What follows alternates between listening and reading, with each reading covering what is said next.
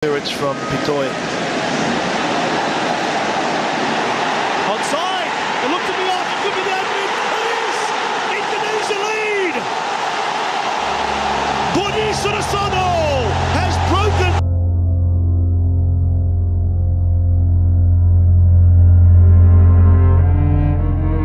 Sahabat data populer yang setia, tiba saatnya yang dinanti-nanti.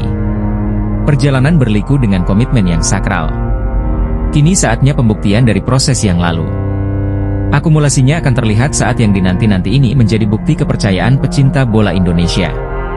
Ya, tanggal 10 Oktober akan berlangsung pertandingan antara Indonesia dengan Bahrain di putaran kualifikasi Piala Dunia Zona Asia. Akankah Indonesia dapat membawa poin maksimal atau malah mendapat hasil kecewa? Hai Sobat Data Populer, mari kita resume pertandingan antara Indonesia dengan Bahrain sepanjang pertemuan. Timnas Indonesia punya memori kelam jelang menghadapi Bahrain pada matchday ketiga grup F kualifikasi Piala Dunia 2026, Kamis 10 Oktober. Skuad Garuda tercatat pernah kalah 0-10 lawan Bahrain. Secara head-to-head, Bahrain versus Indonesia tidak terlalu jomplang. Indonesia 2 kali menang, sementara Bahrain 3 kali menang dari total 7 pertemuan yang terjadi. Sebanyak 2 pertandingan sisanya berakhir imbang. Hanya saja, Indonesia punya kenangan buruk saat bentrok lawan Bahrain. Tim Merah Putih pernah dibantai 0-10 di kualifikasi Piala Dunia 2014. Memori kelam itu terjadi di Stadion Nasional Bahrain, Riffa, pada 29 Februari 2012. Kala itu Indonesia ditangani pelatih Aji Santoso. Perlu diingat, skuad racikan Aji Santoso tak bisa tampil dengan kekuatan terbaik karena terjadi dualisme federasi dan liga. Sebagian besar pemain baru menjalani debut internasional bersama Timnas Indonesia. Hanya ada beberapa pemain bintang yang ikut tergabung seperti Irfan Bahdim, Ferdinand Sinaga, dan Diego Michels. Namun, Timnas Indonesia arahan Aji Santoso tak bisa berbuat banyak. Mereka dipermak habis tuan rumah dengan skor telak 0-10. Indonesia mengawali pertandingan buruk setelah kiper Syamsidar di kartu merah saat laga baru berusia 3 menit usai melakukan pelanggaran keras di kotak penalti. Di babak pertama Timnas Indonesia tertinggal 0-4 dari Bahrain. Skuad Garuda makin jadi bulan-bulanan di babak kedua.